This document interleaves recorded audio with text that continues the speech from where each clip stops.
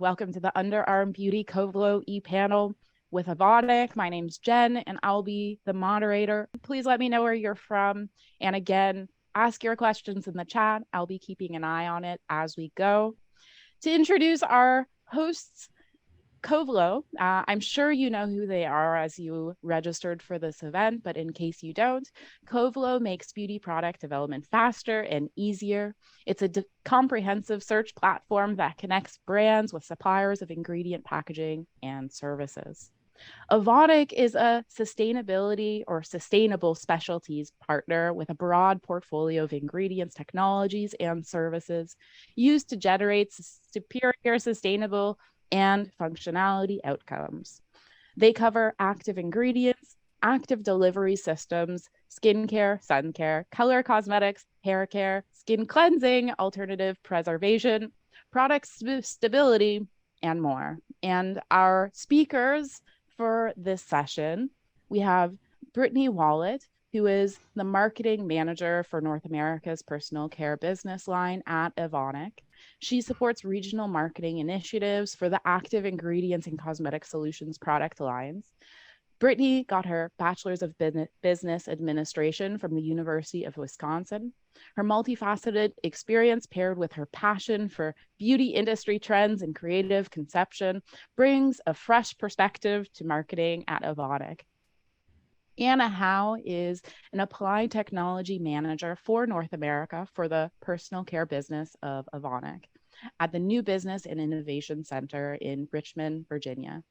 Anna has been with Evonik since 1997, where her responsibilities focused on new product development, formulations, performance evaluations, test methods, development for claims, and technical services. Anna holds a Bachelor's of Science in Chemistry. And last but not least, we have Erin King. She's been with Evonik for 10 years in the technical division.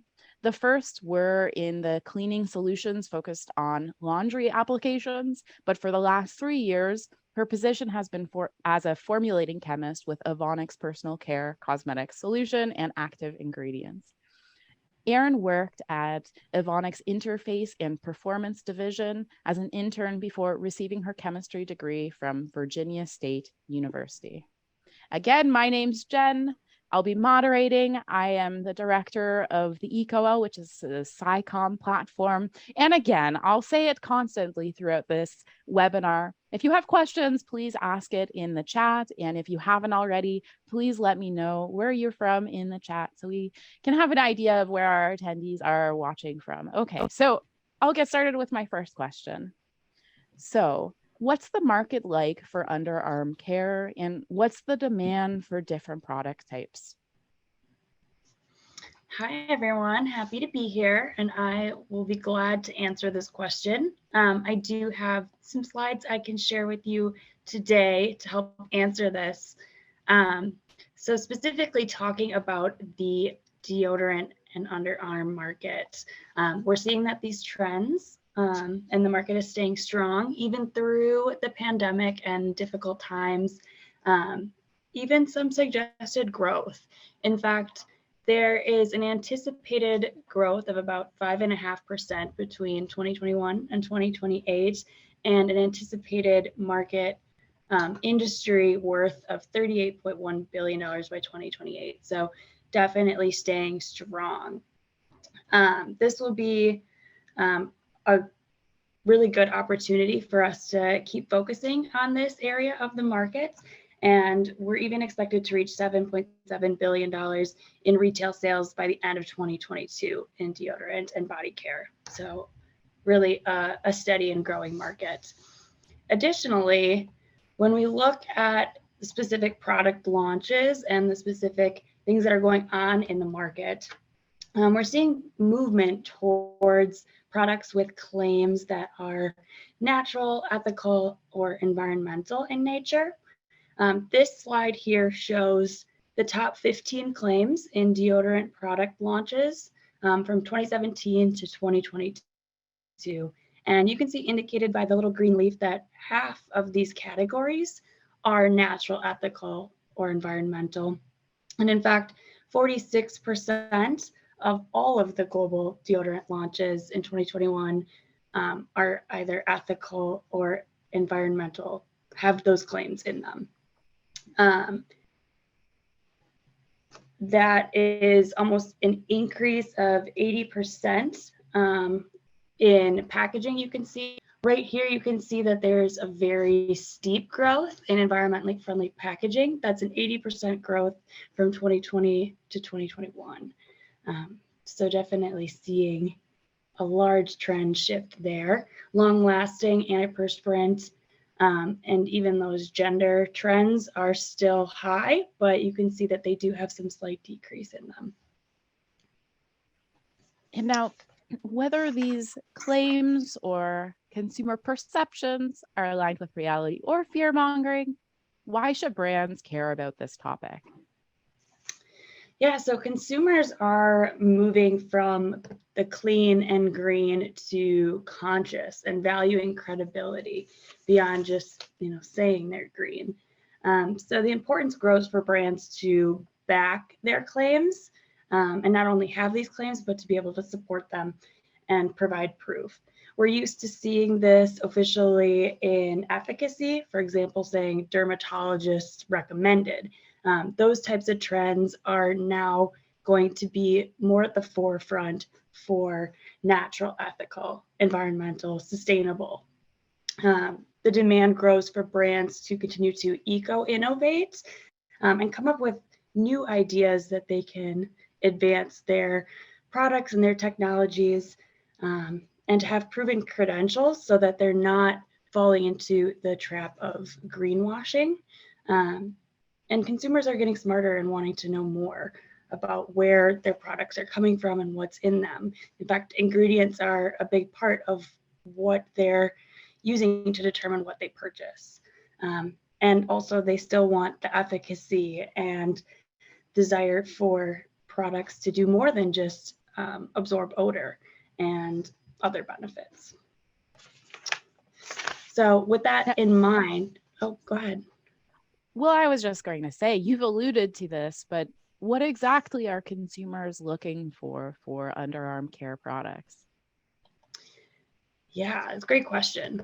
So I have this slide, and that really shows the kind of some survey results from global perspectives and from different people across the globe and what they're looking for. As already mentioned, there is definitely a trend towards natural ingredients and wellness. But additionally, many consumers are being conscious of how often they wear deodorant.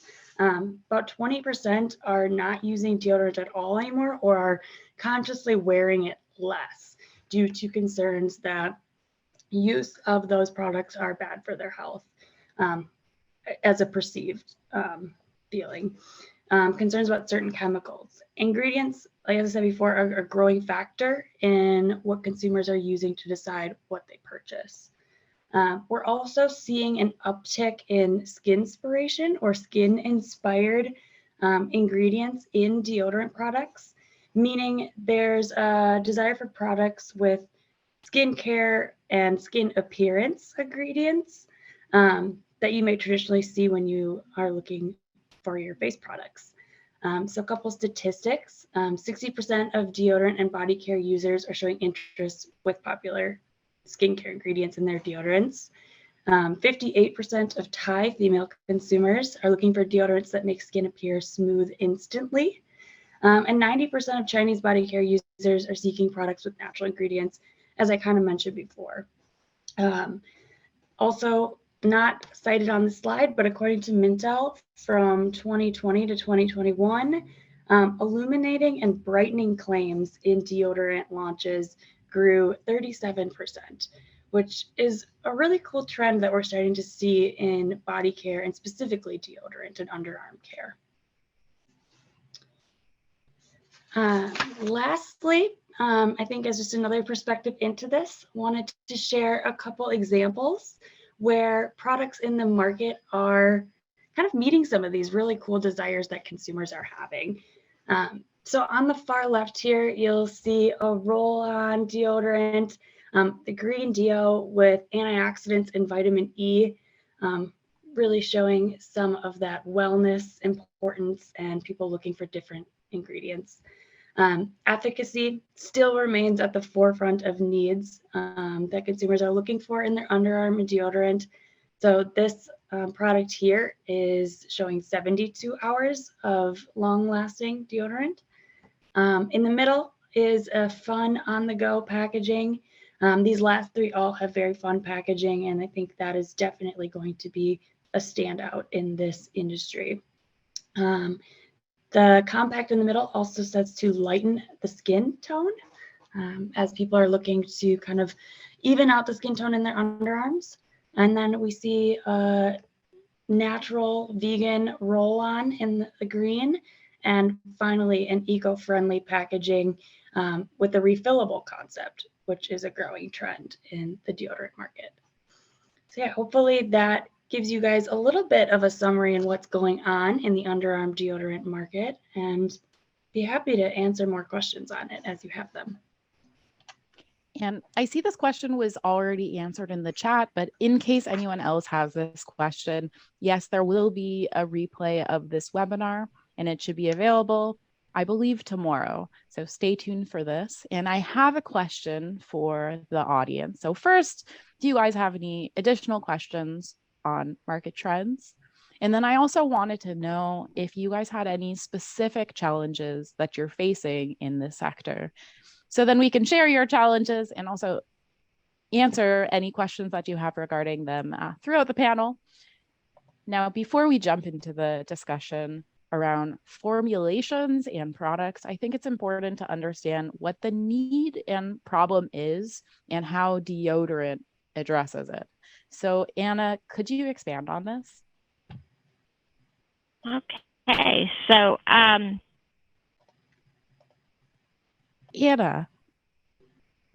we can't hear you at the moment. I think it may be something with your headset. Can you hear me? Yes, go ahead. Yes, okay. Okay, so the first thing when you're developing deodorants is okay, mechanisms that really lead to body odor. And on this slide, we've identified 4 pillars to inhibit finally body odor. So the first area of concentration would use astringents to address this issue. The next is bacterial growth. So obviously antimicrobials are used to balance the flora. And then the next area is breakdown products. So if you can give an alternate material for the microbes to consume that does not cause body odor, you can definitely inhibit this. And then finally, for those consumers who really just want to odor absorbers. So putting this all together, let's look at the next slide. And what I've done is to identify the products that you will be seeing in this concept that we are using either by themselves or in combinations to address bacterial growth, breakdown products, and odor formation. Now, you'll also see at the bottom that we also included what we are calling a booster. This is from a ceramide precursor, but it's well known for reducing irritation, which is a concern with underarm skin. And it also has some additional benefits at reducing or controlling Corneobacter bacteria. So addition to the so in this concept, I know historically we always think of deodorant as a morning time product, usually with the particular textures that are very popular are sticks and roll-ons, but we really wanted to expand the discussion on deodorants because consumers, they work out during the day and then they want to transition into nighttime. So here, what we're going to do is formulated 7 systems, but for this event, The first being the earth, as alluded by Brittany, with skin tone modulation. We're going to look at a Glamour Deo foundation. So really exciting there. And then finally, for brightening overnight serum to really address those long-term skin tone lightening goals that consumers have. So as you can see off to the side, 47% of internet users, products that of internet users 18 plus years old, are interested in trying deodorants for different body parts. So they really are expanding their viewpoint on the traditional deodorant application. So let's jump right in and discuss our first system. Now, before you start on the Oh, system, I just wanted to interject, Anna, and ask the question okay. that we had from our audience from Miroslava. I don't know if I said your name right. I tried really hard. Feel free to correct me in the chat. So the question was, is there any significant difference in deodorant formulas that are gender-based? I mean, what is the main difference in products designed for men and women? And then from there, then we can move on to the formulation aspect. Okay. Well, my understanding that there are some differences actually between men and women. Men um, tend to perspire more, so maybe looking really at astringency might be a more important pillar um, for that gender. For females, because we shave, typically, I think the probability that you're going to have irritated skin is much higher. So maybe if I was developing something only for females, I would probably include like long chain alpha hydroxy acids, to improve the skin turnover so I have lighter skin.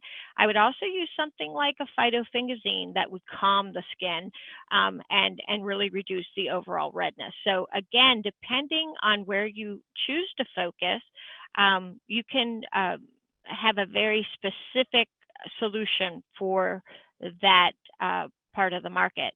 But I also believe that there are elements that overlap between both.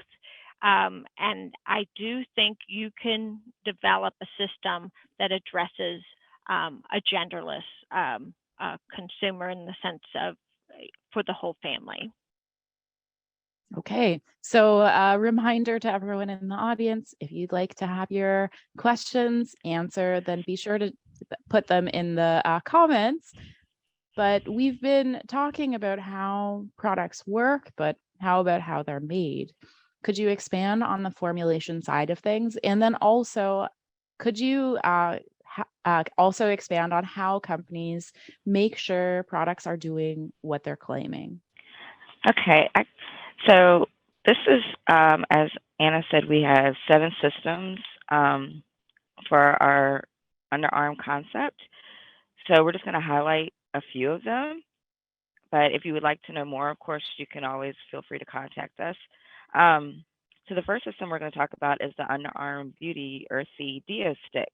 And this is a natural system. It has, just to highlight a few of our raw materials, as a Tego Cosmo P813, which is a mild vegetable-based cosmetic emulsifier with antimicrobial properties, especially beneficial for the use in deo formulations. It reliably reduces odor-causing bacteria on the skin at very low concentrations. You can see here it's at 0.3%. Also, while being non-irritating and non-sensitizing to the skin. We also have our Tego Deo PY88G, and this is a highly effective odor absorber. It's based on zinc salt or ricinoleic acid and has no bactericidal or fungicidal properties, and therefore does not interfere with the natural flora of the skin. But we wanted to kind of like further and delve into our claim substantiation. So if you could go to the next slide for me, please, and we'll go into that.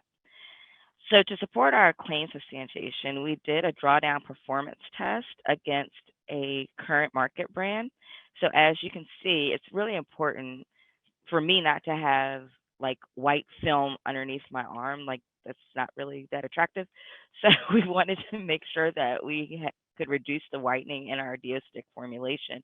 So as you can see, against the current market brand, our Earthy Deostick has considerably less whiten. In fact, it's almost basically transparent. Now, the next one I'm super excited about. This idea actually came, she has had laser hair removal under her arms, but that caused a lot of dark skin. And she really wanted her underarm skin to match the skin tone of the rest of her body, and really she's treating it, which is sort of interesting, like facial skin. So she wants to be beautiful everywhere.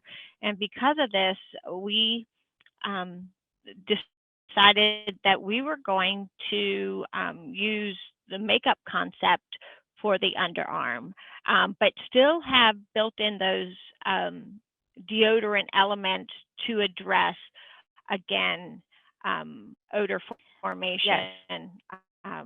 With our different materials. So, Erin, can you take line most interesting? Yes. So just to highlight some of, again, our raws in this, as Anna was saying. So we have the Dermasoft Decolac Deo MB, which is our natural deodorant active blend and has antimicrobial properties. It's a liquid, so it's easily processable, which as a formulator is extremely important to me. This, and what's really cool about this foundation is it actually contains three of the pillars for deodorancy. So you have your astringents, you have your antimicrobial, and you have your enzyme inhibitors. So with this synergistic composition, it's highly effective against microorganisms causing body odor. Let's look at the claim substantiation. Here, actually, we did two different areas that were of concern. So without the makeup on, and then she applied it to her underarm. And again, I think this is a wonderful cosmetic with deodorancy. But here we see very consumer perceivable. Of course, the system can be tinted to any skin tone, so it's very versatile. But let's look to see if we can maintain efficacy with odor control. So let's look at our next slide. So what you see here is we had identified the three most common bacteria that is found on everyone's body that causes body odor. And what we did here is we did some kinetic germ reduction efficiency studies, and we wanted to see how fast we could in the skin. And here you see two Corneobacter bacterium and then the Staphylococcus. So I wouldn't consider this as my primary function as deodorizing. It's really a beautification system. Now maybe talk about the next system. Okay, good. Okay, so let me review some of the key comments. So for our claim substantiation, we wanted to look at bacteria that is found on everyone's body that is actually causing body odor. And even though this particular system, its main function was beautification of skin, I was really pleased to see a nice reduction over a relatively short time, 10 minutes, um, as well as an hour with all three bacterium. So again, this shows that we can combine or make a hybrid system and make it very elegant for the consumer. And we can go to the next slide. Okay, so going into our overnight serum, we kind of call this a minimalistic approach. So minimalistic being less than 10 ingredients, but highly effective. So just highlighting some of the formulations to address our long-term skin tone, we used our Unitone and our Tegopep for Even. We also use High Care Tremella, which is mushrooms, basically derived from mushrooms, to address the moisturization attribute. For those who tend to perspire through the night, our Tego Cosmo P813 can be active when addressing deodorization. So it's so many benefits with this formulation. It can be used on the face.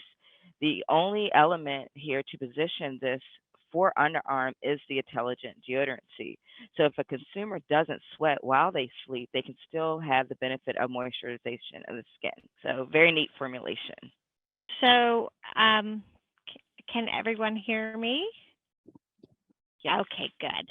So again, because this particular system contained an antimicrobial active, we were very interested to look at the time kills. And again, very pleased with the speed or efficacy of the P813. And again, as Erin was mentioning, um, uh, the system is very intelligent. So if you do not sweat, that material is really a moisturizer.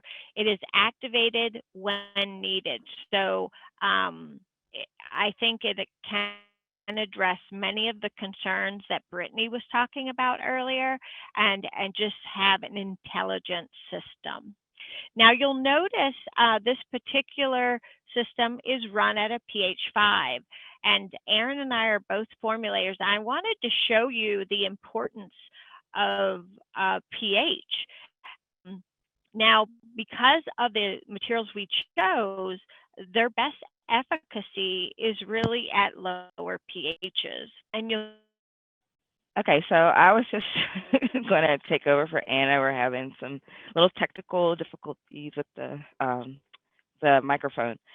So as Anna was saying, with the Underarm Beauty Brightening Overnight Serum, how pH is extremely important. So I made different variations at different pH levels to see which was more efficient.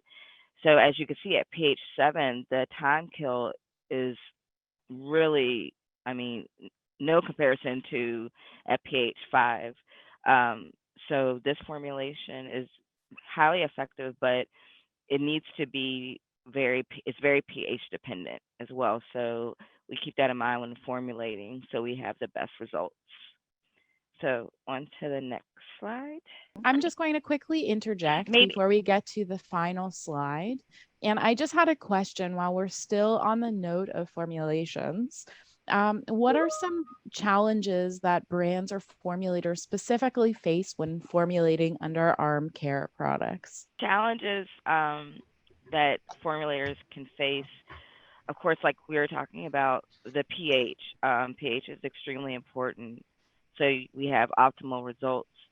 Other things, challenges, order addition is extremely important, especially for some of our systems, our clear systems. So order addition is extremely important in getting those systems to look the way that they're supposed to look, and so you still have the optimal performance. You don't have separation.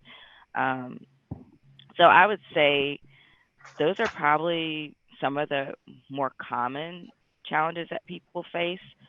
Just paying attention to detail, technique is just really extremely important when formulating any type of underarm prototype. And to our audience, if you've had specific challenges, please share them in the comments. And also questions about those challenges, again, please share them in the comments. Okay, so my final question here, before we open it up to questions from the audience, we also had a few sent prior to this webinar that we can ask, but the priority will be for questions that are left live. So if you have questions, type them in the chat. How can indie brands be successful in this market, and how does Evonik help with the journey? Yeah, that's a great question, Jen, and I'll jump in here to kind of answer some of these questions. First of all, we love working with small businesses, indie brands, and companies that are just starting out. That's something that we're very passionate about. And not only can we sit down and have a conversation with those brands about, which ingredients are they interested in, but what are their goals in their formulations? What are their goals as a business? And we're always welcome and excited to work with them to develop a formulation that's going to suit their needs, and find a whole system that works for them rather than just say, here's an ingredient. We really want to work with them throughout that.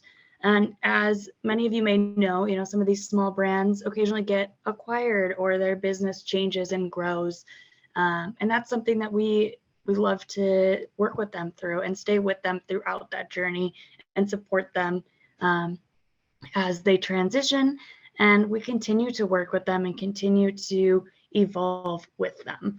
So that's something that we're very interested in pursuing, and we have an entire team dedicated to these types of circumstances, in not only just selling our ingredients, but problem solving and partnering with these businesses.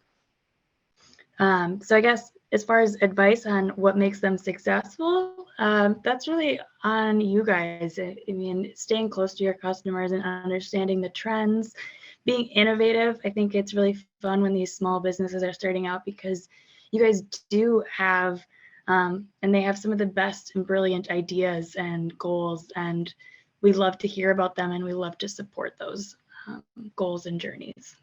Okay, well, then I will just get to the questions from the audience. So far, we've only had one live, and again, priority will be to the live questions. If you have questions, please drop it in the chat. So this is another question from Sakshi, who asks, what ingredients or methods are necessary in formulation for the deodorants to last longer? Yeah, that's a really great question. And I'm sure Erin can talk more about some of our product protection and what we do to have these products last. Yeah, so like Brittany was saying, we have a pretty long line of preservatives to keep these products lasting longer. So your preservatives are important. A lot of preservatives are also pH dependent, so you have to kind of pay attention to that. So you match it up with the right preservative that's going to give you the best results. And as far as like other ingredients, just like addressing as many of the pillars that you can, the stringents, the just the antimicrobial, the enzyme. So having different types of pillars within your formulation is important and can give you the best optimal results. And we had another live question. So this is from Clara, who asks, I'm looking for an organic active ingredient. Could you say something about the active ingredients you mentioned, and if they are Cosmos EcoCert certified, and how sustainable they are? And maybe I'll just tack on a question regarding substantiating sustainability, because especially with some of the regulations that are there and coming up, FTC Green Guides is being republished this year. How do brands navigate that in the context of underarm care? Okay, so we try to have developed systems as we're approaching more sustainable. We try to have products that are Cosmos or Natru as much as we can in the formulation. When a lot of our formulations, they're between 95 to 100% natural origin content. So that's very important for us for the sustainability aspect. So when developing our formulations, those are one of the key things that we look for, making sure that we have as much Cosmo approved, that, like I said, the natural origin content is high. These are really important to us as we move within the market. So I hope that answers your question. Clara, if you have a tack-on question for your question. Oh, she does. Okay, so could you name a few specifically? So I don't have the formulations right in front of me, so I'll have to probably, if you want to, just send me an email. I can give you specifics on which ones are Cosmos approved, to help you with that. And now in your answer here, I have my own answer, and I'll be selfish with the Q&A here and ask Oh it. yeah. So you were talking about naturality. So could you expand on the natural origin piece? What does that mean? And then especially with respect to calculating material origin in the context of formulations, what does that look like? So we see like many natural certification standards in the market, but we are seeing many regional and global finished good housing using the ISO 16128 to track their naturality of their products as well as to communicate their sustainability commitment to the consumer base. So the ISO 16128 is really just a way to harmonize international markets on how naturality scores are calculated and reported on packaging. And to qualify as natural, the end product must contain a minimum of 95% natural ingredients. Does that answer your question? Yes, and I suppose for more information, check out the ISO 16128 standard, and you can find lots more. So we had some questions from prior, since no one's asking questions in the comments. Please ask your questions in the comments. Oh, Sakshi, you beat me to it. I'll ask your question first since you're live in the comments. So Sakshi, the question was, when testing for underarm products on humans, how do you select the subjects, as some people have a dominant gene ABCC11, which causes more body odor? Also, do you consider this while formulating? So we normally use outside sources for testing. Um, I'm not that familiar with this type of gene. Like I said, I'm a formulator, so I don't really delve into more like the medical part of it, kind of. But we have a contact that we could give you, and he knows a lot about our in vivo and in vitro testing. So I'll be happy to share his contact, and you can ask him any questions that you have because he would know more than I would. So sorry, I can't give you a better answer on that, but I have someone that can. So. Okay, so now to the questions that we got prior to the presentation. So I don't know if we spent too much time talking about specific ingredients that may help target pigmentation under the arms. I know this was one of the formulations we discussed, but could you shed some more light on pigmentation in the underarm region and what can be done to reduce it? And maybe, do you have any specific ingredient ideas? This is my tack on. And why are they effective in actually reducing that pigmentation? Okay, so we do have some products to help with hyperpigmentation. So like our Tego Enlight is really good for hyperpigmentation. As you know, a lot of your underarm skin, it darkens due to shaving. So we have quite a few of plant and retinol solutions to help with that you could incorporate into your formulations. Eric Ginsberg, he's our actives kind of guru. So like I said, he would be the one to contact, and he could give you more information on what they offer from their side to help with that. Jen, I can also speak a little bit to the biology of this question. In addition to shaving, many of the time when you have areas like your underarms where skin is continuously rubbing together, or rubbing against something, your clothes, it can often cause that darkening. So any type of material that can reduce that hyperpigmentation or increase cell turnover will give some sort of lightening or brightening effect to the skin as well. And we have several products like that, as Erin mentioned. Okay, so we had this question. I'm so sorry if I mispronounce your name, from Kapadia. And the question was, is there in vitro type of testing that could be used? And I'm going to assume that this is with respect to substantiating efficacy maybe even like skin tolerability, that kind of thing with respect to finished formulations for underarm care. And maybe you can also expand it over to in vivo testing. So what kind of substantiation can brands reach to when substantiating these kinds of things, efficacy and skin tolerability, and anything else you might want to add for their finished formulations?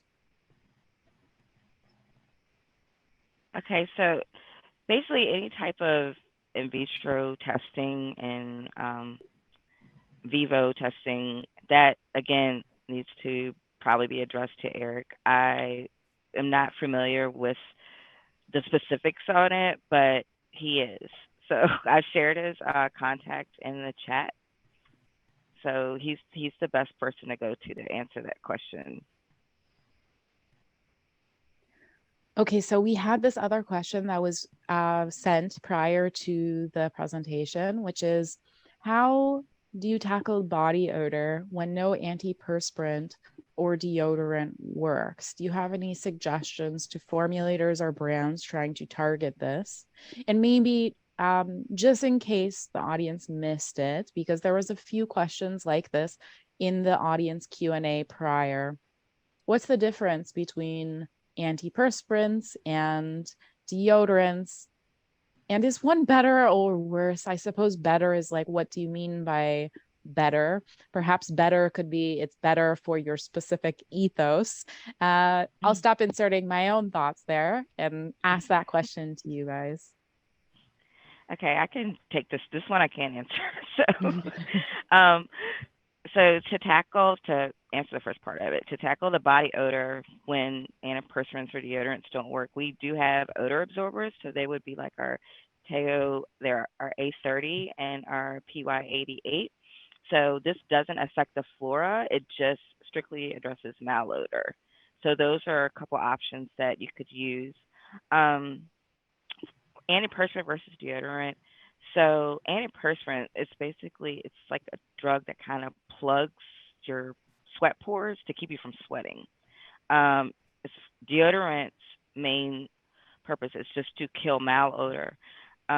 So which is safer or a better option? It's more of a personal decision. We do see a movement with consumer base going more towards deodorant versus antiperspirant, but it's strictly just a personal decision. Some people favor antiperspirants, some people favor deodorants. So it's basically up to you. Did I get all, did I get all your You questions? did. You did. I was like, oh, I was trying to remember it all. Okay.